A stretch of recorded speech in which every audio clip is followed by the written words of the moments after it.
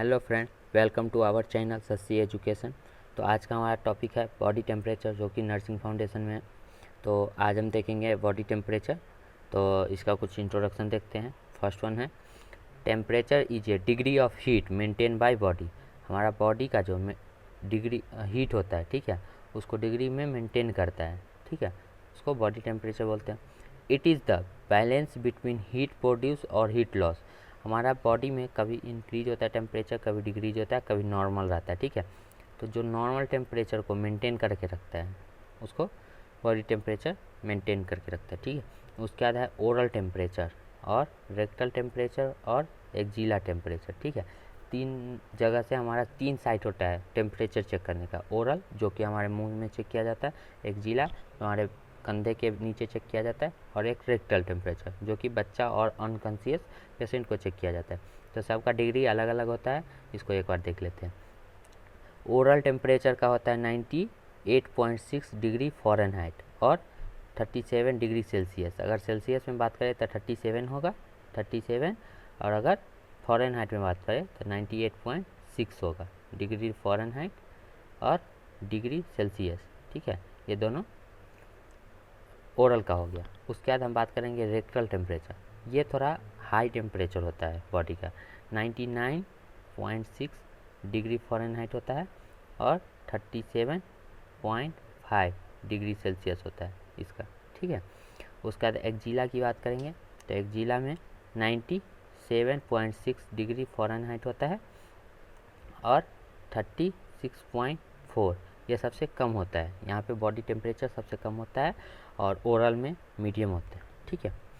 तो अब हम बात करेंगे physiology of body temperature.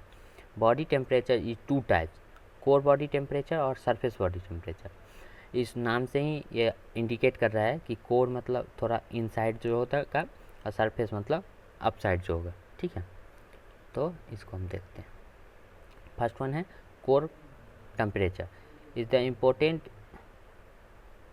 Including deep tissue and the temperature of cranial, thorax and abdominal cavity.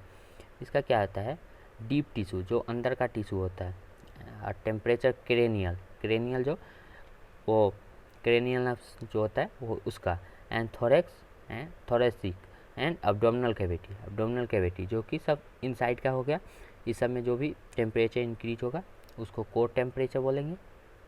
उसके बाद है normal body temperature depend on when, where and home it is measured, ठीक है, जब ऑन होगा एंड मेजर करेंगे, okay. उसके बाद है the body temperature, body has a regulatory system that keep the core temperature normal and may very depend upon the heat produce and the blood flow, ठीक है। जब हमारा ब्लड फ्लो होगा very depend करेगा, जो ये इंक्रीज होगा या डिक्रीज होगा, ठीक है। उसके बाद हम देखेंगे रेगुलेशन ऑफ बॉडी टेम्परेचर। हमारे बॉडी टेम्परेचर अगर इंक्रीज हो जाएगा तो उसको डिक्रीज कैसे करेंगे, उसको नॉर्मल कैसे करेंगे, तो उसका कुछ देखते हैं। Care of patient in fever focus on reducing the evaluate body temperature. अगर कोई पेशेंट है, ये हमारा एक पेशेंट हुआ, ठीक है, तो इसका बॉडी टेम्परेचर जो है ना, टेम्परेचर जो है, टेम्परेचर इंक्रीज है, ठीक है। तो इसको रिड्यूस और इवेल्यूएट करने पे मेरा फोकस रहना चाहिए। फोकस किस पे रहेगा, जो इसका रिड्यूस हो जाए, इवेल्यूएट मतलब चेंज हो, इसका टेम्परेचर चेंज होगा, ठीक है। उसके बाद when the patient temperature is moderate evaluate various method of reducing the temperature भी स्टार्टेड, ठीक है। जब इसका टेम्परेचर मॉडरेट मतलब चेंजिंग होगा, इवेल्यूएट करेगा वेरियस मेथड से, रिड्यूसिंग करेगा तो स्टार्टेड करेंगे, वेरियस मेथड हम स्टार्ट करेंगे चेंज करने के लिए। वो से क्या है, the room temperature should be maintain at A comfortable position. हमारा पेशेंट जो है वो रूम टेम्परेचर में कंफर्टेबल है या नहीं है वो देखेंगे। उसके बाद है the room should be ventilated, मतलब उस रूम में हवा आना चाहिए, रोशनी आना चाहिए, वो रूम में बेड अच्छा रहना चाहिए, सारा चीज़ अच्छा रहना चाहिए, ठीक है। साउंड अच्छा आना चाहिए, वेंटिलेटेड, ठीक है। उसके बाद है blanket and axis cloth with remove but prevent the patient getting danger, ठीक है। हम ब्लैंकेट और ज़्यादा जो कपड़ा होगा, एक्सेसिव क्लॉथ, ठीक है, उसको रिमूव करेंगे। प्रिवेंट करेंगे पेशेंट को, ठीक है। उसके बाद क्या है, the various method using for cooling the body, बहुत सारा मेथड है जिससे हम बॉडी को कूल करेंगे, मतलब रिड्यूस करेंगे टेम्परेचर को, ठीक है। उसमें क्या क्या है, फर्स्ट वन है expose to cool air and electric fan. हम इलेक्ट्रिक फैन जो होता है, ठीक है, उसको चालू करेंगे सबसे पहले। उसके बाद एडमिनिस्ट्रेशन ऑफ कोल्ड ड्रिंक्स उसको देंगे। उसके बाद है apply to cold compress and ice bag जो होता है हमारा बर्फ़ का बैग, उसको बॉडी के ऊपर, माथे के ऊपर देंगे, ठीक है। उसके बाद है cold sponging and cold pack, ठीक है, उसका कोल्ड पैक देंगे उसके गोराइंग रीजन में, वो एक्जिला के नीचे, ठीक है। उसके बाद है कोल्ड बाथ, उसका जो बेड बाथ होता है उसमें कोल्ड वाटर से उसका बेड बाथ करेंगे, क्या कोल्ड बाथ करेंगे, ठीक है। Ice cold lavage and enema, ठीक है, जब उसका रेक्टल में एनीमा एडमिनिस्ट्रेशन करेंगे तो वो कूल एनीमा रहना चाहिए, कोल्ड एनीमा रहना चाहिए, ठीक है। यूज़ हाइपोथर्मिक ब्लैंकेट, ठीक है, उसका ब्लैंकेट जो देंगे वो एकदम हाइपोथर्मिक रहना चाहिए, ठीक है, हाइपरथर्मिक या नहीं, हाइपोथर्मिक रहना चाहिए, एकदम हल्का, ठीक है। उसके बाद है फैक्टर इन्फ्लुएंसिंग हीट प्रोड्यूस, ठीक है, क्या क्या फैक्टर इन्फ्लुएंस करता है हीट प्रोड्यूस में, ठीक है। पहला है time of day, body temperature morning time, ठीक है, जब हम मॉर्निंग टाइम में देखते हैं तो हमारा शरीर थोड़ा सा कूल रहता है, नॉर्मल रहता है, क्योंकि हम खाना खाते हैं रात में, डिनर करते हैं रात में और सुबह उठते हैं तो ये कुछ गैपिंग ज़्यादा हो जाता है, ठीक है, टाइम का गैप ज़्यादा होता है। अगर 8 या 9 PM को खाएं तो सुबह होते होते हमारा मेटाबॉलिक प्रोसेस थोड़ा स्लो हो जाता है, इसीलिए थोड़ा बॉडी टेम्परेचर सुबह के कम रहता है। उसके बाद अगर इवनिंग का टाइम में हम देखें तो बॉडी टेम्परेचर थोड़ा सा इंक्रीज रहता है, क्यों, क्योंकि अगर आफ्टरनून में हम लंच करते हैं तो उसका मेटाबॉलिक प्रोसेस तो इवनिंग में ही होता है, इसीलिए थोड़ा सा इंक्रीज हो जाता है, ठीक है, मेटाबॉलिक प्रोसेस जितना होगा उतना इंक्रीज होगा। उसके बाद दूसरा है एज, ठीक है, आप देखते हैं एज में infant and children normally have a higher body temperature, infant और चिल्ड्रेन का हाई टेम्परेचर होता है बॉडी टेम्परेचर, ठीक है। Then adult because is immunity heat regulation, ठीक है, एडल्ट जो होता है वो थोड़ा कम वॉक करता है, वो प्लेस थोड़ा कम करता है, और इन्फेंट और चिल्ड्रेन क्या होता है, इन्फेंट का ग्रो ज़्यादा जल्द तेज़ होता है, इंक्रीज करता है, इसलिए उसमें ज़्यादा बॉडी टेम्परेचर होता है। चिल्ड्रेन प्ले करता है, खेलता है, उसके बाद घूमता है, बहुत सारा काम करता है, ठीक है, ये शांत नहीं बैठता है एक जगह पे, इसलिए थोड़ा इसका ज़्यादा होता है बॉडी टेम्परेचर, ठीक है। उसका देखेंगे जेंडर, ठीक है, उसका देखेंगे जेंडर, वोमेन में expensive a slight increase in body temperature at the time of ovulation, ठीक है, जब ओव्यूलेट करता है उसका वोमेन में, ठीक है, जब लेडीज में ओव्यूलेशन होता है तो उसका बॉडी टेम्परेचर इंक्रीज हो जाता है, ठीक है। उसके बाद है फिजिकल एक्सरसाइज, ठीक है, body temperature will rise during exercise as a result increase muscle contraction and increase blood flow. जब देखो अब इसमें देखते हैं कार्डियोवैस्कुलर एक्टिविटी जब होता है तो इसमें क्या होता है, अगर कोई आदमी है, ठीक है, ये एक्सरसाइज करेगा, ठीक है, ये जब एक्सरसाइज करेगा तो इसका जो मसल का कॉन्ट्रैक्शन होगा, ठीक है, वो तो इंक्रीज करेगा ना, वो तो ज़्यादा होगा। उसका इसका ब्लड फ्लो जो होगा, कार्डियोवैस्कुलर जो एक्टिविटी है, कार्डियोवैस्कुलर एक्टिविटी मतलब हार्ट का जो एक्टिविटी है, हार्ट का जो भी एक्टिविटी है वो बढ़ेगा, इसके कारण बॉडी टेम्परेचर ज़्यादा होगा, क्योंकि ब्लड फ्लो ज़्यादा करेगा, ब्लड का काम ज़्यादा होगा, ये ज़्यादा स्पीड काम करेगा, इसलिए बॉडी टेम्परेचर इंक्रीज करेगा। उसके बाद है इमोशन, इमोशन क्या है, such as a crying and anger, जब हम रोते हैं या जब गुस्सा होते हैं, ठीक है, तो बॉडी टेम्परेचर इंक्रीज होता है, रोने से भी और गुस्सा होने से, क्योंकि रोने से और गुस्सा होने से हमारा कार्डियोवैस्कुलर भी थोड़ा स्पीड हो जाता है, इसलिए बॉडी टेम्परेचर इंक्रीज होगा। उसके बाद है pregnancy, in a metabolic during pregnancy में cause the body temperature to rise, ठीक है, प्रेगनेंसी में भी मेटाबॉलिक ज़्यादा होता है, इंक्रीज होता है, इसीलिए बॉडी टेम्परेचर इंक्रीज होता है, ठीक है। उसके बाद है इन्वायरमेंट चेंज, ठीक है। अब हॉट वेदर और कूल वेदर, कभी कभी हॉट वेदर में हमारा बॉडी टेम्परेचर इंक्रीज कर जाता है और कूल में डिक्रीज होता है। क्यों होता है? क्योंकि हमारा टेम्परेचर जो है, हमारा इन्वायरमेंट का जो भी टेम्परेचर है वो समय के साथ इंक्रीज और डिक्रीज होता है। वैसे ही हमारा बॉडी टेम्परेचर भी कभी कभी इंक्रीज और डिक्रीज होते रहता है, ठीक है। सबसे जो मेन साइन एंड सिम्टम होता है वो इन्फेक्शन होता है, ठीक है। इन्फेक्शन इसलिए होता है, अगर कोई भी इन्फेक्शन आता है तो सबसे पहला साइन एंड सिम्टम क्या होता है उसका, बॉडी टेम्परेचर इंक्रीज करता है, ठीक है। तो सबसे बड़ा फैक्टर ये भी हो सकता है इन्फेक्शन, ठीक है। उसके बाद है ड्रग्स। ड्रग्स में इंक्रीज मस्कुलर एक्टिविटी और metabolic which is turn increase temperature. अगर हम कोई ड्रग्स लेते हैं, ठीक है, तो मेटाबॉलिक हमारा एक्टिविटी इंक्रीज होता है, इसीलिए हमारा बॉडी टेम्परेचर इंक्रीज होता है, ठीक है। तो anti pyretic drugs, fever reducing drugs, अगर ये लेते हैं तो aspirin low the above body normal temperature, ठीक है। उसके बाद है food. The process of eating and digestion में cause a rise of body temperature, fasting decrease metabolic which is low body temperature. देखिए, जब हम फूड लेते हैं, ठीक है, तो मेटाबॉलिक होता है। अगर हम एक्सेसिव फूड लेंगे ज़्यादा मेटाबॉलिक होगा, ठीक है। अगर हम फास्टिंग में रहेंगे, कुछ भी नहीं खाएंगे, तो डिक्रीज होगा मेरा मेटाबॉलिक प्रोसेस, तो हमारा बॉडी टेम्परेचर लो हो जाएगा। अगर हम फूड लेंगे तो इंक्रीज हो जाएगा, ठीक है।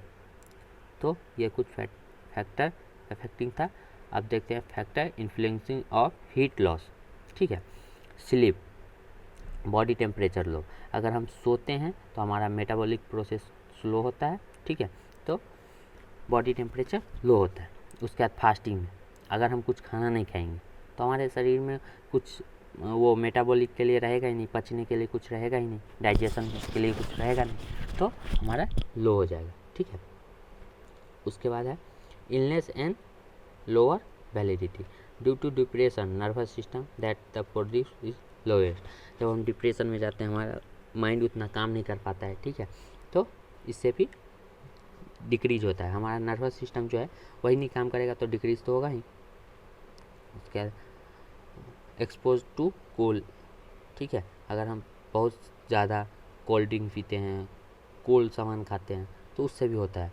उसके बाद है नारकोटिक ड्रग, अगर हम स्लीप का ड्रग्स लेंगे, नारकोटिक ड्रग्स लेंगे, तो फीवर को रिड्यूस करेगा। उसके बाद है असेसमेंट ऑफ बॉडी टेम्परेचर, ठीक है।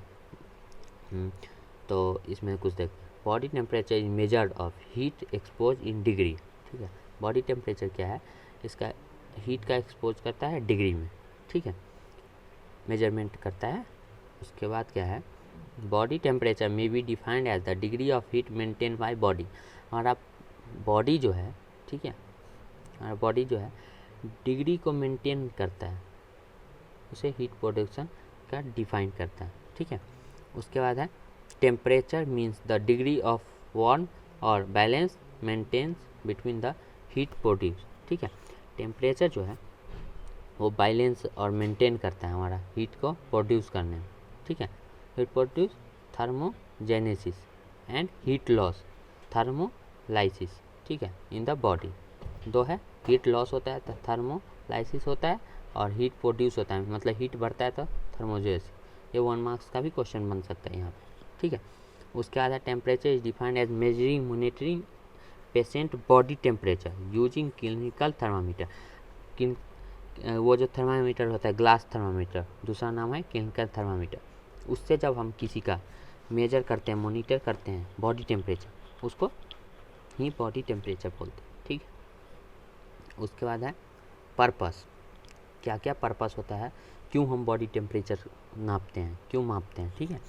तो इसका क्या है, to determine body temperature, find out होता है हमारा बॉडी टेम्परेचर कि नॉर्मल है, अब नॉर्मल है, इंक्रीज हो गया है कि डिक्रीज हो गया है कि नॉर्मल है, ठीक है। उसके बाद है एसिस द डायग्नोसिस, अगर हम कोई पेशेंट का कोई डायग्नोसिस करते हैं तो उसमें सबसे मेन इंपॉर्टेंट होता है उसका टीपीआर, ठीक है, temperature blood temperature pulse respiration, तो इसमें टेम्परेचर सबसे इम्पोर्टेंट होता है। उसके बाद है to evaluate the patient recovery from illness, अगर पेशेंट बहुत दिनों से टेम्परेचर से जूझ रहा है, फीवर से जूझ रहा है, तो उसका रिकवरी हुआ है कि नहीं, इवोल्यूट हुआ है कि नहीं, चेंज हुआ है कि नहीं, इसके लिए चेक करते हैं। उसका to plan immediate nursing intervention, plan करते हैं, ठीक है, नर्सिंग इंटरवेंशन का, उस पे क्या क्या देना चाहिए, क्या नहीं देना चाहिए, कितना टेम्परेचर है, कितना रिड्यूस करना है, कितना नहीं करना है, उसका प्लान करना है, ठीक है। उसके बाद to evaluate the patient response, patient का रिस्पॉन्स कैसा है, ठीक है, वो भी चेंज हुआ है या नहीं चेंज हुआ है वो देखेंगे। उसके बाद है recognise any very from the normal and its significant, ठीक है।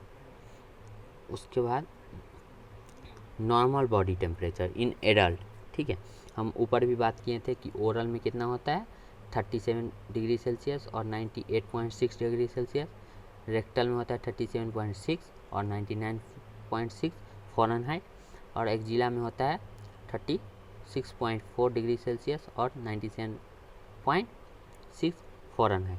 यह हमारा 1 मार्क्स का क्वेश्चन बन सकता है, ठीक है, MCQ, इस पे भी ध्यान देना है। उसके बाद है फैक्टर इन्फ्लुएंसिंग हीट प्रोड्यूसर, ठीक है, इसमें क्या है मेटाबॉलिज्म, ऑक्सीडेशन ऑफ फूड, जब मेटाबॉलिक होता है कोई फूड का ऑक्सीडेशन होता है तो हीट का इन्फ्लुएंसिंग होता है, फैक्टर इन्फ्लुएंसिंग होता है। उसके बाद है मसल एक्टिविटी, एक्सरसाइज, अगर हमारा मसल एक्टिविटी ज़्यादा होता है, एक्सरसाइज ज़्यादा करते हैं तो हीट हमारा इंक्रीज हो सकता है बॉडी टेम्परेचर, ठीक है, और मेटाबॉलिक में भी इंक्रीज हो सकता है। उसके बाद है स्ट्रॉन्ग इमोशन एक्सिस, ठीक है, स्ट्रॉन्ग इमोशन में क्या था एंजाइटी, नर्वसनेस एंड एक्साइटमेंट, ठीक है, एक्साइटमेंट होता है, एंजाइटी होता है और नर्वसमेंट होता है। उसके बाद है चेंज इन एटमॉस्फेयर, जब हमारा वेदर चेंज होता है, एटमॉस्फेयर चेंज होता है, ठीक है, तो हमारा इंक्रीज हो जाता है टेम्परेचर। उसके बाद है डिजीज कंडीशन, अगर कोई बैक्टीरिया इन्फेक्शन है तो डिजीज़ में इंक्रीज हो जाता है टेम्परेचर और डिक्रीज भी हो जाता है, ठीक है। उसके बाद है सिंपैथिक स्टिमुलेशन, ठीक है, और देखते हैं इक्विपमेंट, ठीक है, क्या क्या है इसमें है mercury thermometer, electronic thermometer, chemical dot thermometer, tympanic membrane thermometer, disposal thermometer, ठीक है, ये सारा थर्मामीटर है जो अलग अलग डिफरेंट बॉडी टेम्परेचर को मापता है, ठीक है। एंड इक्विपमेंट में वाटर सॉल्युबल लुब्रिकेंट और जेली, ठीक है, जो कि rectal thermometer, rectal body temperature check करने के लिए थर्मामीटर पे लगाया जाता है, ठीक है। उसके बाद है फेशियल टिश्यू पेपर, ठीक है। उसके बाद है डिस्पोजल थर्मामीटर शीट और पेपर कवर, ठीक है, प्रोवे कवर। उसके बाद है अल्कोहल स्पॉन्ज, ठीक है, स्पॉन्ज रहना चाहिए, अल्कोहल भी रहना चाहिए जो कि बैक्टीरिया को मार सके, ठीक है। उसके बाद है common site for taking thermometer, मैंने कुछ हाईलाइट कर दिया है, कॉमन 3 साइट होता है, लेकिन अगर ये तीनों साइड में कोई सर्जरी है, अनकॉन्शियस है, नहीं चेक कर सकते हैं तो उसका ग्रोइंग और वेजाइना से भी चेक होता है बॉडी टेम्परेचर, ठीक है। उसके बाद हम देखते हैं ओरल टेम्परेचर, ठीक है, ओरल जो कि हमारे माउथ से चेक करते हैं, ठीक है। Oral temperature check by the oral cavity, the normal oral temperature adult is 98.6 degree Fahrenheit and 37 degree Celsius, the normal oral temperature is childrens, मतलब एडल्ट में इतना होता है और चिल्ड्रेंस में 100.4 degree Fahrenheit and 35.5 degree to 38 degree Celsius, ठीक है, इतना से इतना तक होता है। उसके बाद देखते हैं पर्पस, ओरल टेम्परेचर का purpose, to determine the body temperature of the patient, हमारा पेशेंट जो है उसका डिटरमाइन करता है, चेक करता है बॉडी टेम्परेचर, ठीक है। To aid in marking diagnosis, हम जो कोई डायग्नोसिस कर रहे हैं या कोई डायग्नोसिस हुआ है तो उसमें चेंज हुआ है कि नहीं उसको चेक करने के लिए करते हैं, ठीक है। उसके बाद इसमें इक्विपमेंट क्या क्या लगता है, oral clinical thermometer, swap container, kidney basin और थर्मामीटर कंटेनर जिसमें हम थर्मामीटर रखते हैं और किडनी की तरह एक बेसिन बना रहता है वो। उसके बाद है ब्लू पेन यूज करेंगे, वॉच विथ सेकेंड हैंड, हमारा दूसरा हैंड में वॉच रहना चाहिए, ठीक है। उसके बाद ग्राफ टेम्परेचर, पल्स, रेस्पिरेशन, ठीक है, TPR 60, पहले ही भी बोले हैं TPR टेम्परेचर, पल्स और रेस्पिरेशन चार्ट, ठीक है। उसमें लिखा जाता है टेम्परेचर कितना है, कितना था, ठीक है। उसके बाद है पेपर बैग, जिसमें डिस्पोजल सब सामान को डिस्पोज करेंगे। उसके बाद एक्जिला टेम्परेचर, ठीक है। The temperature is sometime taken by axilla when it is cannot be taken by mouth और contraindication to check oral temperature, ठीक है। एक्जिला टेम्परेचर क्या होता है, चेक करते हैं हमारे वो जो हमारा हैंड के जो नीचे चेक किया जाता है। कभी कभी कोई पेशेंट जो होता है, any patient having any infection, ठीक है, अगर कोई पेशेंट को कोई सा भी इन्फेक्शन रहता है माउथ से, तो उसका एक्जिला में चेक करते हैं हम टेम्परेचर, ठीक है। या पेशेंट अनकॉन्शियस है, वो कॉन्शियस नहीं है कि माउथ ओपन करेगा, माउथ क्लोज करेगा, तो उस टाइम पे एक्जिला टेम्परेचर का यूज करते हैं, ठीक है। या कोई माउथ सर्जरी होता है पेशेंट का, माउथ में कोई सर्जरी होता है, तो उस टाइम में हम चेक करते हैं, ठीक है। उसके बाद है पर्पस, एक्जिला का purpose to determine the body temperature, same purpose, ठीक है, जो कि हमारा ओरल टेम्परेचर में था, वही same purpose to aid in marking diagnosis. हम कोई पेशेंट का डायग्नोस कर रहे हैं, कोई पेशेंट को टेक केयर कर रहे हैं, तो उसके लिए चेक करेंगे। उसके बाद है इक्विपमेंट, ठीक है, oral clinical thermometer, swab in a container. उसके बाद है किडनी और basin thermometer, blue pen, watch second hand, हमारा दूसरा हैंड में वॉच रहना चाहिए, ग्राफिक TPR चार्ट और पेपर बैग, सेम जो ओरल टेम्परेचर में हम ओरल टेम्परेचर में हम जो भी इक्विपमेंट यूज करेंगे वो एक्जिला टेम्परेचर में भी यूज करेंगे, ठीक है। उसके बाद है रेक्टल टेम्परेचर, ठीक है। Rectal temperature measure is a technique use to measure body temperature by placing a thermometer in the rectum, ठीक है। कोई भी पेशेंट, ठीक है, कोई भी पेशेंट इंडिकेशन में देख लेते हैं, उसी को समझाते हैं, ठीक है। कोई भी पेशेंट अनकॉन्शियस रहेगा, नार्केट्स रहेगा, मैलिग्नेटिक हाइपरथर्मिया रहेगा, तो उसको क्या करेंगे, हम चेक करेंगे रेक्टल टेम्परेचर, ठीक है। या कोई इन्फेक्शन रहा पेशेंट को, माउथ सर्जरी है, एक्जिला सर्जरी है, ठीक है, एक्सीडेंटल पेशेंट है, ठीक है, तो उसको हम बॉडी टेम्परेचर रेक्टल से चेक करेंगे। या इन्फेंट, सबसे ज़्यादा इन्फेंट का जो बॉडी टेम्परेचर होता है वो रेक्टल में ही चेक किया जाता है, ठीक है। उसके बाद है to determine body temperature mainly for infant, younger children, adult, unconscious patient and post operative patient. किसी को ऑपरेशन होता है उसके बाद जो चेक किया जाता है उसको अनकॉन्शियस एडल्ट पेशेंट को, यंगर चिल्ड्रेन, इन्फेंट, ठीक है। उसके बाद है to aid in marking diagnosis, ठीक है, उसका डायग्नोसिस इवोल्यूट किया है कि नहीं, चेंज हुआ है कि नहीं, वो चेक करेंगे।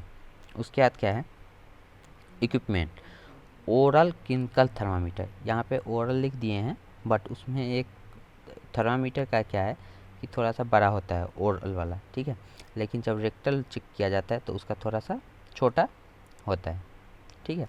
तो उसको भी क्लिनिकल थर्मामीटर ही बोलते हैं, इसीलिए हम क्लिनिकल थर्मामीटर लिखते हैं। Swap in a container,